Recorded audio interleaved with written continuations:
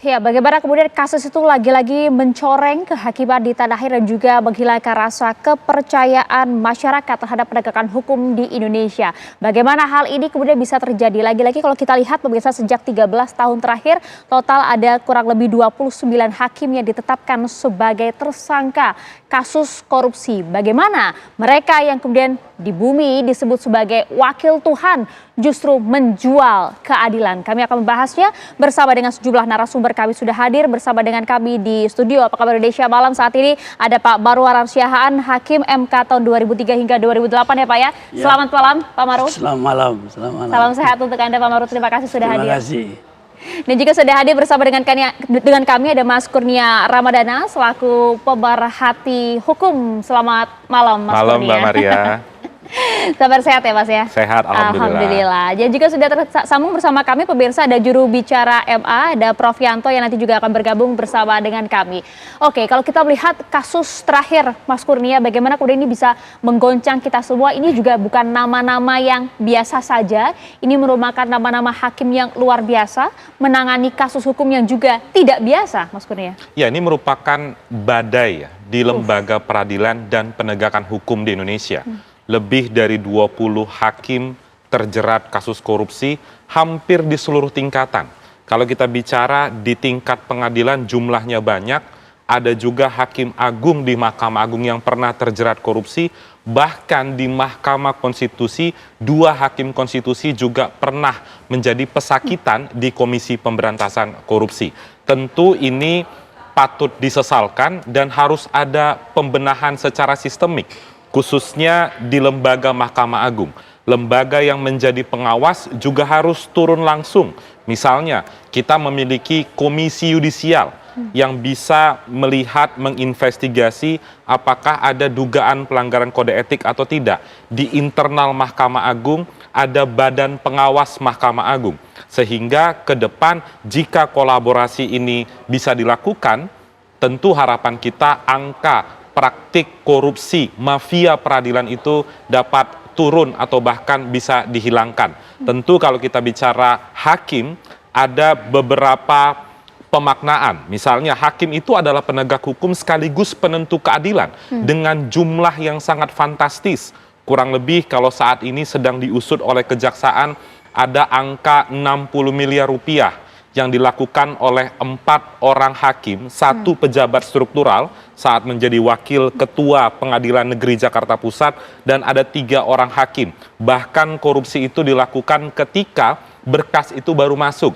Untuk membaca awalan perkara saja ada tarif yang dikenakan miliaran rupiah.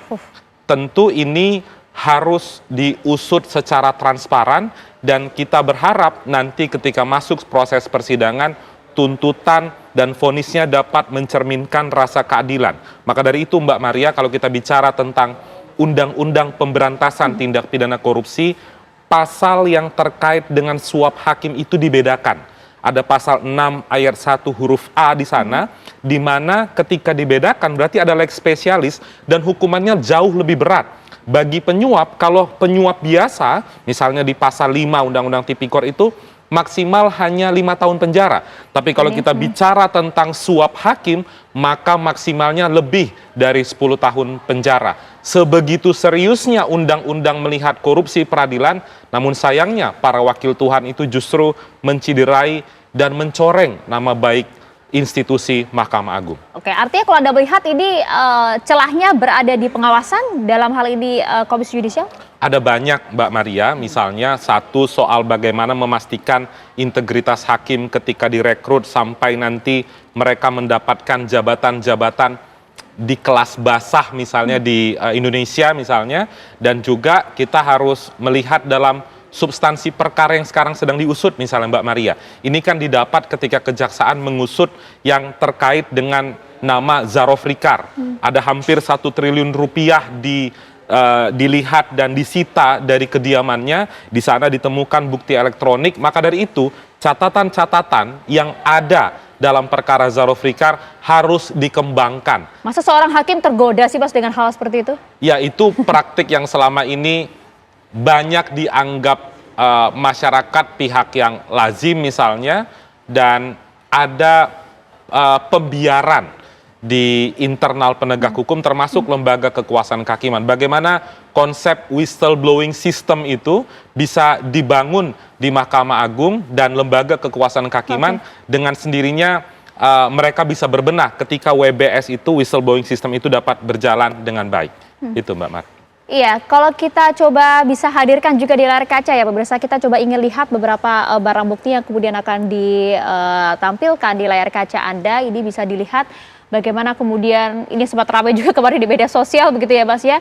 Luar biasa sejumlah kendaraan dengan harga yang tak sedikit gitu ya Mas, bahkan puluhan miliar. Ya, Ferrari Sangat mewah gitu Pak Baru ya. Betul, bisa dilihat ada kemudian sepeda yang harganya juga bahkan mencapai puluhan juta, mobil yang harganya juga mencapai puluhan miliar rupiah, bahkan juga ini bukan mobil-mobil yang biasa, ini mobil khusus yang juga jumlahnya pun juga terbatas begitu di tanah air. Ini yang kemudian menjadi barang bukti yang kemudian juga disita oleh Kejaksaan Agung. Bagaimana kemudian ini juga menjadi cerminan wajah kehakiman di tanah air Pak Baru. Kalau kita lihat masyarakat kemudian nampaknya setelah kasus ini kok rasa percaya masyarakat terhadap keadilan di tanah air jadi menurun. Bahkan kalau kita bisa bahasakan begitu ya Pak ya, kewibawaan penegakan hukum sudah runtuh belum sih Pak kalau kita lihat? Udah runtuh.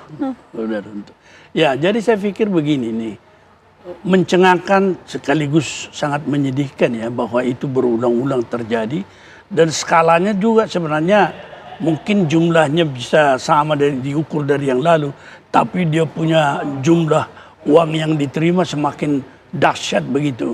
Oleh karena itu hal yang sangat menyedihkan sekarang bahwa hakim sebagai penegak hukum dan keadilan itu sebagai benteng terakhir sudah runtuh di dalam negara dan bangsa Indonesia sehingga masyarakat kehilangan kepercayaan.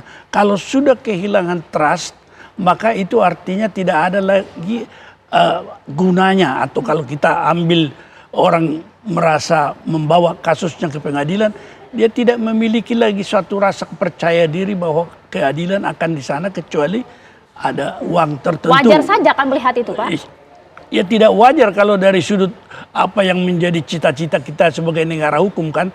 Tetapi bagaimana misalnya membenahi ini, kalau saya melihat bahwa dari sudut intensitas, dari sudut jumlah orang dan jangka waktu yang panjang, tampaknya kita terutama Mahkamah Agung tidak belajar bagaimana sebenarnya mengatasi ini.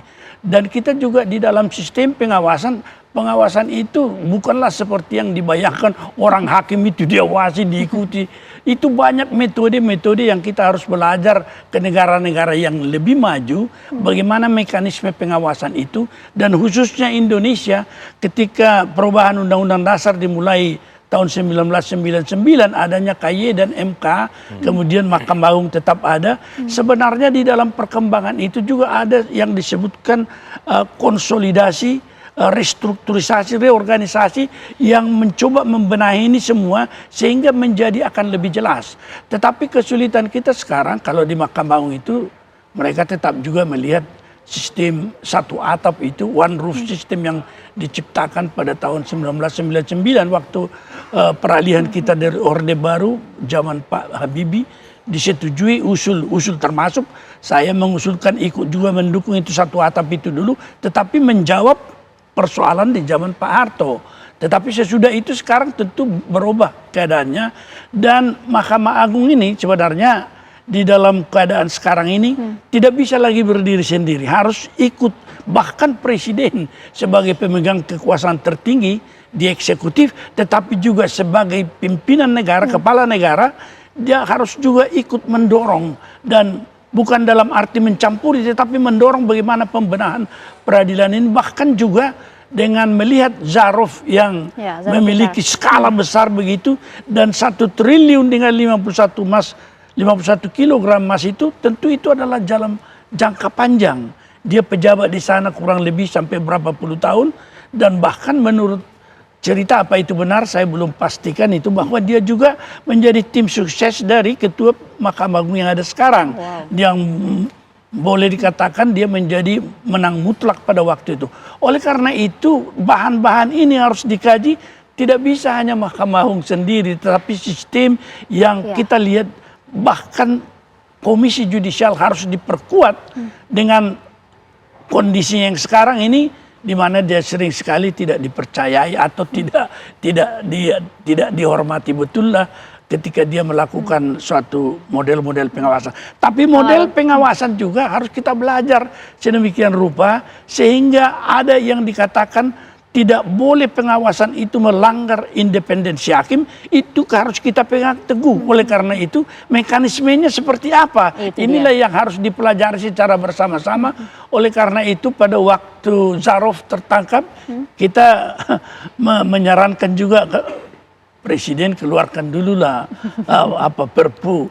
Kita hold dulu semua kegiatan Mahkamah Agung, kita teliti dulu semua ini, baru nanti akan kita lihat siapa yang masih pantas untuk menduduki ini. Karena kalau dilihat dari peran Zarov itu seperti yang sudah dikemukakan tadi oleh rekan dari ICW ini, ya sudah jelas terstruktur betul lah. Tetapi juga di samping terstruktur, dia sudah menjadi satu sistem kelihatannya itu. Kalau dikatakan kalau anak saya ada juga yang insinyur tapi dia mencoba-coba jadi pengacara. Dia bilang kalau tidak ada uangnya jangan coba-coba lah ke pengadilan kan. Itu sampai ada tuh ya Pak narasi seperti itu. Nah, itu dia skeptis ini kemudian juga muncul nampaknya di masyarakat. Tapi seperti tadi yang Mas Kurnia juga sampaikan, karena godaannya begitu besar kepada hakim. Saya ingin tanya juga, pada saat Anda menjabat dulu 5 tahun ya Pak ya menjadi hakim MK. Ada tidak sih Pak godaan-godaan semacam itu? Dijawabnya nanti sesaat lagi ya Pak ya. Kami akan kembali untuk Anda. Ya pemirsa, sebelum kami lanjutkan diskusinya, ini kami ingin tampilkan terlebih dahulu di layar kaca untuk Anda bagaimana profil dari ketiga hakim yang menangani kasus perkara ekspor minyak sawit mentah atau CPO di PN Jakarta Pusat. Ini kalau kita lihat pemirsa, ini bahwa ketiganya ditunjuk oleh Wakil Ketua PN Jakarta Pusat kala itu, yaitu adalah Muhammad Arif Nuryanto yang kemudian telah ditetapkan sebagai tersangka terlebih dahulu. Dan ini kalau kita lihat pemirsa, ini merupakan karir yang cukup panjang kalau kita lihat mulai dari kemudian memimpin Ketua Pengadilan Negeri di Tebing Tinggi, kemudian Purwokerto, Samarinda, Pekanbaru, bahkan hingga di Jakarta Pusat dan juga di Jakarta Selatan selama 2 tahun terakhir ini. Dan kalau kita lihat harta kekayaannya ini yang dilaporkan ya. Kenapa Mas Kurnia tertawa? Ini harta kekayaan yang tercatat mencapai 3,17 miliar rupiah. Selanjutnya pemirsa kami hadirkan ini adalah Hakim Juyamto yang kita kenal juga namanya cukup santer beberapa waktu terakhir. Beliau merupakan hakim tingkat pertama di Pengadilan Negeri Jakarta Selatan.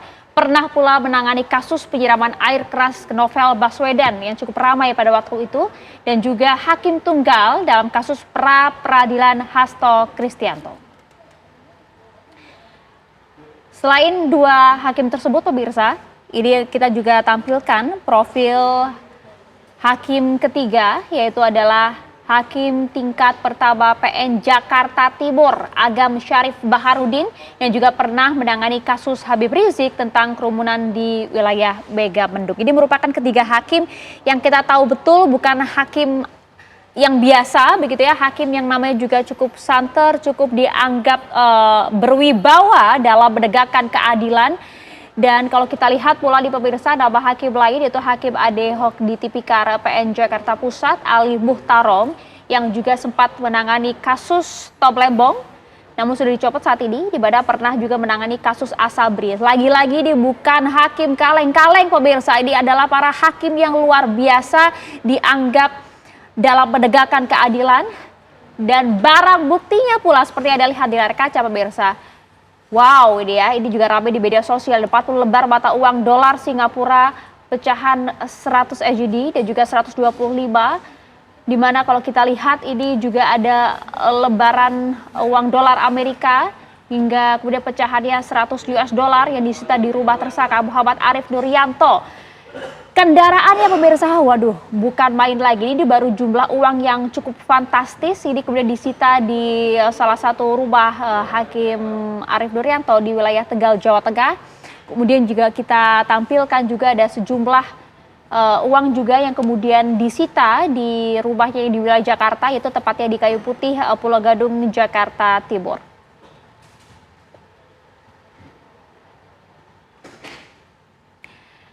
Dan ini yang kemudian sempat ramai kemarin, di mana turut disita oleh Kejagung ada 3 unit mobil, yaitu 1 Toyota Land Cruiser, kemudian 2 Land Rover, ada 21 unit sepeda motor yang bukan sepeda motor biasa, tapi ada sepeda motor eksklusif pemirsa, dan juga ada 7 unit sepeda yang juga disita di rumah tersangka AR di wilayah Pulau Gadung, Jakarta Timur. Anda bisa bayangkan kemudian untuk sekelas hakim yang tadi hartanya berapa Mas Kurnia? 3,17 miliar. 3,17 miliar katanya ya Mas ya. Tapi kalau dilihat tadi uang tunai dan juga kemudian kendaraan disita luar biasa pemirsa. Ini juga kemudian sempat disita ada 1 unit mobil Fortuner yang disita di rumah tersangka AM di wilayah Jepara dengan uang tunai senilai 36.000 US dollar yang juga disita di rumah di Jepara. Sementara itu dari kantor tersangka Barcela Santoso ini ditemukan ada uang senilai 4.700 dolar Singapura, kemudian juga ada uang tunai senilai 616 juta lebih disita dari rumah tersangka Agam Syarif Baharudin. Ini adalah barang bukti yang kemudian cukup disita yang juga mencengangkan kita semua, bagaimana kemudian sejumlah hakim tersebut yang dilihat hartanya tercatat sekitar jumlahnya miliaran, tapi nampak ya barang yang disita saja sudah melebihi harta kekayaan yang tercatat. Kronologi kita tahu betul bermula dari pihak pengacara Arianto dan juga Wahyu Gunawan Panitra Muda yang membicarakan soal gratifikasi ke hakim terkait. Di mana Arianto menyampaikan ke rekannya Marcella bahwa kemudian MS menyampaikan ke Muhammad Syafi'i bahwa WG bisa membantu pengurusan tersebut perkara minyak goreng. Arianto, Wahyu Gunawan, dan Hakim Muhammad Arif Nuryanto kemudian bertemu di rumah makan seafood di wilayah Kelapa Gading, di mana Muhammad Arif Nuryanto meminta menaikkan tawaran dari 20 miliar menjadi 60 miliar rupiah. Di mana Muhammad Arif Nuryanto kemudian menyampaikannya, di mana Muhammad Syafi'i dari pihak korporasi Wilbar Group kemudian mengiyakan hal tersebut. Uang akan diserahkan dalam bentuk mata uang dolar Amerika dan dolar Singapura. Sebegitu mudahnya ya menyerahkan uang, jumlahnya gak kaleng-kaleng gitu, 60 miliar rupiah. Tarifnya luar biasa tinggi, di mana M. Syafi'i ini pemirsa menghubungi Arianto kemudian untuk mengantar uang tersebut ke rumah Wahyu Gunawan Panitra Muda di klaster Ebony di Cilincing, Jakarta Utara. Penyerahan uang tersebut pun senilai 50.000 dolar Singapura. Arif menunjuk 3 majelis hakim untuk menangani perkara tersebut yang terdiri dari Juyamto, kemudian Agam Syarif Baharudin sebagai anggota dan Ali Mutarom sebagai hakim ad hoc. Setelah surat penetapan sidang terbit, Arif memanggil Juyamto dan Agam untuk memberikan uang dalam bentuk dolar. Ini kemudian diatur sedemikian rupa, beberapa waktu setelahnya Arif kemudian kembali menyerahkan uang dalam bentuk dolar kepada Juyamto yang bisa dikonversi ke rupiah, nilainya bahkan mencapai 18 miliar rupiah yang diberikan kepada 1 orang, Juyamto, dan kemudian untuk Agam ini sebesar 4,5 miliar rupiah dan untuk Ali Muhtarom sebesar 5 miliar rupiah. Anda bisa bayangkan berapa yang diterima oleh setiap orang tersebut. Ini baru 1 kasus loh ini loh. Ini baru 1 kasus pemirsa. Ketika ketiga hakim mengetahui tujuan dari penerimaan uang Agam agar perkara diputus onslak, dan hal ini menjadi nyata ketika tanggal 19 Maret perkara korporasi minyak goreng diputus onslak oleh majelis hakim. Jelas sekali kalau kita lihat dari kronologi bagaimana kemudian ada permintaan tambahan tarif di sana, godaan yang begitu besar nampaknya sebagai hakim Pak Maru. Ini juga Anda rasakan tidak beberapa waktu pada saat Anda menjabat? Ya kalau kita di Mahkamah Konstitusi tekanan seperti itu hampir tidak ada lah ya, meskipun ada beberapa kasus yang tampaknya misalnya Pak Akil tertangkap, juga Pak Patrialis dan lain sebagainya yang ada kaitan dengan masalah-masalah individual seperti pilkada dan lain sebagainya, itu ya sama dengan perkara-perkara hampir yang dihadapi oleh pengadilan negeri. Tetapi yang menjadi persoalan sekarang nampak bahwa pembinaan yang dilakukan itu seolah-olah terhenti pada waktu ketika seorang hakim itu dinilai, yang saya lihat dari datanya Ketua Pengadilan Selatan yang dikatakan dia merupakan hakim teladan, role model dengan seluruh unsur-unsur yang sudah dipertimbangkan. Role model Pak Maru? Role model yang dikatakan itu. Dan ternyata akhirnya dia yang juga menerima dan menjerumuskan hakim-hakim anggotanya. Jadi banyak faktor yang harus ditata ini. Oleh sebab itu saya menyerukan sebenarnya berhenti dululah ini proses peradilan, terutama di Mahkamah Agung. Kita menilai dulu apa yang salah. Yang salah ini juga adalah ada konsep yang dikatakan bahwa independensi hakim dan imparsialitasnya itu seolah-olah merupakan satu tameng atau benteng dengan mana mereka tidak boleh dilihat. Padahal sesungguhnya tanpa menembus independensi itu dengan monitoring, evaluasi, pembinaan secara terus-menerus, kemudian melakukan pengawasan dalam bentuk segala bentuk termasuk dengan mystery shopping yang terkenal itu di negara-negara maju, itu harus bisa kita lakukan sehingga kita bisa melihat dari waktu ke waktu perubahan hakim itu. Apalagi kita mengenal juga kultur di kalangan hakim secara internal itu, independensi hakim itu hanya kalau secara internal agak lemah karena budaya yang ditimbulkan bahwa seorang ketua itu sepertinya memiliki keistimewaan lebih, sehingga Anda perhatikan tadi ya, bahkan ketua yang memberi uang kepada anggota kan, dan itu adalah merupakan indikator bahwa independensi hakim itu terhadap pimpinannya tidak ada. Dan ini merupakan salah satu yang harus dievaluasi. Kultur demokratisasi di kalangan hakim harus ditumbuhkan dan merupakan suatu hal yang tidak boleh kita lepaskan bahwa sekali dilakukan akan berhenti. Tapi ini kontinu terus menerus. Kalau kita lihat kronologi tadi kan cukup miris saya Pak bahkan membacanya begitu ya, bahwa sebegitu mudahnyakkah kemudian sistem peradilan kita, keadilan negeri ini bisa dijual belikan, bahkan diatur sedemikian rupa, tarifnya bahkan dinaikkan begitu 3 kali lipat Pak. 60 miliar rupiah bukan angka yang sedikit Mas Kurnia. Ya benar sekali, bahkan kalau kita cermati dari video TV One tadi, misalnya kalau kita bandingkan gaji seorang hakim itu bisa diakses oleh seluruh masyarakat Indonesia. Maka ketika diletakkan di sana 3 miliar rupiah, mari kita bandingkan dengan harta, kendaraan, motor, mobil yang ada di kediamannya. Apakah kendaraan-kendaraan itu mencerminkan gaji misalnya puluhan juta rupiah setiap bulan yang dia terima? Maka dari itu penting bagi Kejaksaan Agung untuk semakin mengembangkan perkara ini, terutama untuk melihat apakah ada potensi perkara lain yang dibancaki oleh para majelis hakim ini.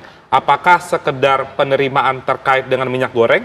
Misalnya ketika uang sudah ditemukan 60 miliar rupiah dan suap minyak goreng itu sejumlah 60 miliar rupiah, maka pertanyaannya adalah, oh berarti mobil dan motor ini terkait dengan perkara apa? Maka dari itu penting untuk dibawa ke persidangan, dilakukan mekanisme pembalikan beban pembuktian atau pembuktian terbalik. Nanti terdakwa dibebankan kewajiban untuk membuktikan bahwa barang-barang ini bukan diperoleh dari kejahatan. Kalau tidak bisa dijelaskan, maka barang-barang itu dirampas untuk negara. Namun sebelum pembuktian terbalik, penting bagi Kejaksaan Agung untuk menelusuri, untuk mengecek perkara-perkara apa yang sebelumnya pernah disidangkan. Misalnya Mbak Maria, tadi di video TV One ada perkara yang menjadi perhatian masyarakat karena vonisnya ganjil. Ada seorang hakim yang menyidangkan penyiraman air keras Mas Novel Baswedan.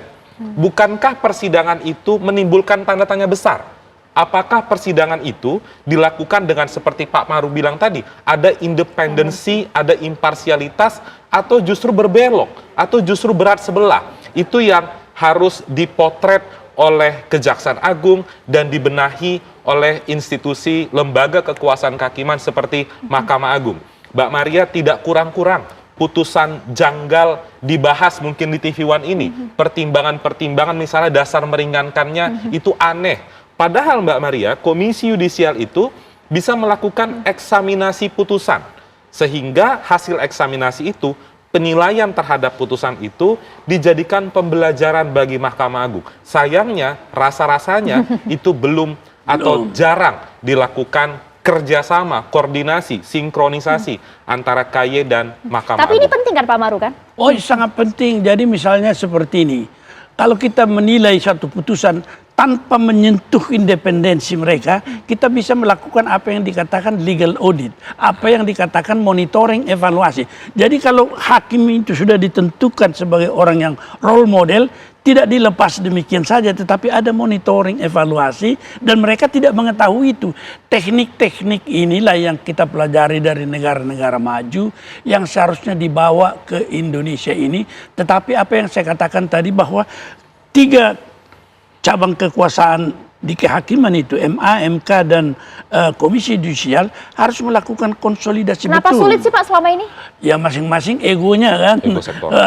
Misalnya Mahkamah Agung ini siapa sih ini? Dia belum mengakui betul itu sampai sekarang Komisi Yudisial. Oleh karena itu kalau saya psikologis mengatakan bahwa ketua KY itu harus diangkat ex officio ketua Mahkamah Agung atau ketua Mahkamah Konstitusi, sehingga hakim-hakim ya tidak bisa mempersoalkan kalau misalnya dia diperiksa, tidak bisa menolak. Oleh karena itu kita belajarlah dari banyak apa yang terjadi. Itu yang mungkin kita harapkan semua, sinergitas antar lembaga untuk kemudian hal ini semoga tidak terjadi lagi, sistem pengawasan yang juga betul-betul dijalankan Pak Maru dan juga Mas Kurnia. Saat lagi kita akan lanjutkan usai jeda untuk Anda. Ya, Anda kembali di Apa Kabar Indonesia Malam, pemirsa. Kita lanjutkan diskusi kita. Pak Maru nampaknya cukup mengganjal gitu Pak untuk saya, orang awam gitu ya Pak, wakil pemirsa di rumah juga. Seperti apa sih Pak, nampaknya kok semudah itu ya, apa tawar-menawar tarif demi tarif dalam setiap kasus yang kemudian ditawarkan oleh setiap hakim, bahkan juga kemudian tadi seperti kita lihat, itu bukan kemudian ditawarkan oleh empunya perkara, tapi justru hakim bisa menego tarif tersebut. Semudah itukah Pak Maru? Ya. Apakah kemudian seperti apa sih Pak proses negosiasi antara hakim, kemudian kalau Pak Maru bisa bercerita pada saat pengalaman Anda menjadi hakim MK? Ya, kalau di MK itu hampir tidak ada hal-hal semacam itu ya, karena memang kode etiknya agak ketat lah ya, kecuali kalau di dalam perkara-perkara yang boleh dikatakan ada kepentingan individual seperti pilkada dan juga godaan ada kan pasti ada ya Pak ya. Itu ya sama lah dengan di pengadilan negeri seperti itu, sehingga kita lihat itu di seluruh dunia tidak ada ketua Mahkamah Konstitusi ditangkap dan hakim konstitusi seperti yang terjadi. Kalimat menggodai seperti apa sih itu Pak Maru? Ya saya kira itu biasa lah kan, lawyer itu sudah tahu lah itu kan, Pak tolong Pak kan gitu. Jadi kalau ada sambutan dari sana, misalnya bisa ditanya berapa duitnya kan, berapa ya kan, wah kecil kan misalnya. Jadi hal-hal semacam itu. Di Indonesia itu biasanya iya, hal seperti itu ya. Kalau misalnya pengawasan itu kurang, apa yang dikatakan tadi seperti monitoring. Jadi kalau di dalam sistem marketing juga ada yang disebutkan mystery shopping, yang punya barang itu langsung ke lapangan melihat apa sebenarnya yang terjadi. Nah itu yang kalau di peradilan bisa misalnya kita tanamkan lawyer di dalam satu proses, ikut di dalam seperti apa yang dilakukan Kejaksaan Agung. Kejaksaan Agung punya akses, ya kan, karena mereka yang penuntut umum dia mengetahui semua itu, termasuk tadi itu ketika tertangkap HP-nya Zarov. Maka bisa terlihat semua lacak, ya? Apa yang dikatakan catatan-catatan yang merujuk kepada terjadinya proses penyuapan itu. Oleh karena itu sebenarnya tertangkapnya Zarov sungguh-sungguh harus menjadi suatu pintu masuk kita untuk membenahi ini secara menyeluruh, tersistem, dan kemudian melakukan kebijakan-kebijakan yang tidak boleh tergantung hanya kepada Mahkamah Agung. Tetapi di sini inisiasi daripada Presiden sebagai pimpinan negara, dia memiliki inherent power, kewenangan melekat untuk mengatakan perbaiki ini peradilan. Bahkan ketika pemilihan ketua Mahkamah Agung, harus ada peran daripada Presiden dalam check and balance. Apakah memang betul dia ini bagus? Kita lihat dulu misalnya apa dia punya program untuk membersihkan ini, bagaimana dia caranya memperbaiki peradilan sehingga bukan hanya soal angka. Jadi di Mahkamah Agung, sorry itu saya kalau didengar kawan-kawan di Mahkamah Agung jangan marah, dia sekarang berpusat kepada angka. Jadi tahun 2024 dibanggakan 30.000 perkara diputus di Mahkamah Agung dan tidak ada tunggakan. Tapi kalau kita teliti kadang-kadang waduh, 1-2 baru kita lihat sedikit, ini bukan karyanya Hakim Agung ini. Jadi bayangkan keadaan seperti itu terjadi. Oleh karena itu reformasi ini banyak menyangkut reorganisasi, restrukturisasi, konsolidasi antara MK dengan MA, sehingga Mahkamah Agung itu hanya betul-betul memeriksa putusan-putusan yang memiliki nilai hukum untuk menjadi jurisprudensi yang menutup semua kekurangan hukum. Kalau sekarang kita mau menyerahkan kepada mereka bagaimana? Dan satu lagi yang saya katakan ini, kalau kita menegur juga atau janganlah begitu kawan-kawan itu kan, Bapak lugu kali, di atas juga main semua katanya. Waduh, tersistem itu tadi Anda sampaikan. Maka dari itu Pak, kok nampaknya ya Pak ya, kita ingin membayangkan sebuah reformasi dunia peradilan kita, kok nampaknya jadi pesimis kalau saya melihatnya gitu Pak. Kalau melihat sekarang ini, kalau dikatakan sudah kehilangan kepercayaan terhadap peradilan, bahayanya itu adalah rakyat itu mengambil keadilan itu di tangannya sendiri. Itulah namanya main hakim sendiri. Kalau Anda perhatikan, tidak percaya peradilan, kalau pencuri ini dibawa ke pengadilan, kita bakar saja di sini. Itulah bahayanya menjadi dia anarki. Oleh karena itu, ya kita menyerukanlah para pemimpin ini, bukan hanya Mahkamah Agung, MK juga, Komisi Judisial, dan saya sih Pak Presiden sama DPR harus juga melakukan upaya memikirkan ini, dan kalau boleh ya berhenti dulu Mahkamah Agung memutus perkara dah. Kita bicara dulu semua. Benahin dulu semua. Karena nanti sia-sia kalau orang tidak percaya kepada putusan kita, bagaimana jadinya negara hukum kita kalah. Bisa juga satu lagi ya. Singkat Pak. Kalau tidak percaya kepada sistem hukum dan peradilan, bahwa itu adalah suatu infrastruktur yang tidak bisa diraba dalam pembangunan ekonomi, maka kita akan tidak tahu kemana masa depan kita. Tak terarah kita Pak. Tak terarah. Ya, terlebih Mbak Maria, apa yang dijadikan bancakan korupsi oleh 3 orang hakim dan 1 pejabat struktural pengadilan itu adalah perkara korupsi yang menyentuh hajat hidup masyarakat banyak. Minyak goreng. Masyarakat saat itu kelangkaan minyak goreng, ternyata ada praktik korupsi di sana. Pengadilan tipikor, hakimnya hakim ad hoc tipikor misalnya, menyidangkan perkara korupsi, justru penentu keadilannya terlibat praktik korupsi. Saya sepakat dengan Pak Maru tadi, harus ada alarm yang didengarkan oleh Mahkamah Agung untuk berbenah. Tinggalkan ego sektoral, undang Komisi Yudisial, undang perwakilan masyarakat sipil untuk membicarakan bagaimana reformasi peradilan ke depan. Tentu juga kita butuh dukungan politik, baik dari DPR maupun Presiden sebagai kepala negara. Ada beberapa hari lalu Mbak Maria, saya dengar usul misalnya jangan pusatkan hakim di Pulau Jawa, edarkan hakim di daerah-daerah. Tentu itu bukan solusi. Makin bahaya nampaknya. Persoalannya bukan penentuan hakim di Jakarta Pusat, Jakarta Selatan, karena praktik korupsi peradilan pun mungkin bisa terjadi di daerah pelosok. Karena ini sudah menjadi common sense masyarakat untuk melihat rasa keadilan itu harus ada harga yang dibayar untuk memperoleh keadilan. Apalagi Mbak Maria, problem di Indonesia, putusan hakim itu harus dianggap benar. Sekalipun pertimbangannya ngawur begitu. Kalau tidak sepakat silahkan uji di tingkatan selanjutnya, banding kasasi. Tarifnya tinggi Mas. Lalu bagaimana ketika kita melihat proses peradilan yang diwarnai dengan praktik korupsi, seolah-olah pertimbangan hukumnya didasarkan atas pertimbangan yuridis, ternyata ada praktik korupsi di sana. Dan ini penting ke depan untuk pengawasan masyarakat dan menggedor keberanian Kejaksaan Agung untuk mengembangkan perkara ini. Ada satu juga selain suap gratifikasi, ada potensi pencucian uang Mbak Maria, yang harus juga diusut. Tadi kendaraan-kendaraan tadi, pertanyaan sederhana Mbak Maria, kendaraan tadi itu atas nama siapa? Itu dia. Atas nama siapa mobil mewah Ferrari tadi misalnya? Kalau atas nama orang lain, kenapa diparkir di rumah hakim itu?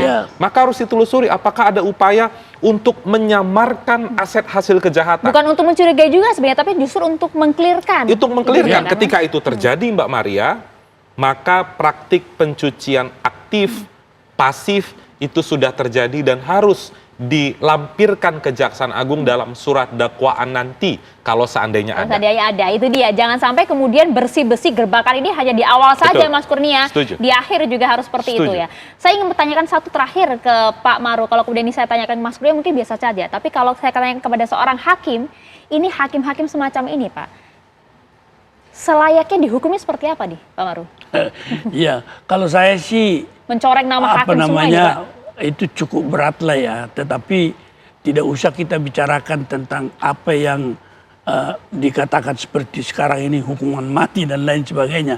Karena kita lihat di Inggris tahun abad-abad 16 pencuri pun dihukum mati semua, tapi tidak berhenti pencuri. Jadi kondisi yang terjadi di lingkungan ini yang menjadi perhatian kita, dan menurut saya pembinaan hakim itu memang tidak bisa berhenti, bahwa mereka itu adalah wakil-wakil Tuhan yang dikirimkan atau ditentukan untuk memberi keadilan kepada rakyat. Kalau itu bukan panggilan jiwa dia, oleh karena itu seleksi hakim itu dari hulu sampai dari hilir sampai hulu itu memang harus sudah tegas mencari. Sepakat, Pak Baru. Saya ingat itu ada hakim agung Amerika itu tahun 30-an. Dia mengatakan tidak ada jaminan keadilan sebenarnya kecuali kepribadian hakim itu sendiri. Jadi kepribadian itu tentu kepribadian yang baik, yang mencintai keadilan. Itu dia, Pak. Inilah yang harus dipedomani juga. Sekarang ini kan lagi rekrutmen ini Komisi Judisial Hakim Agung.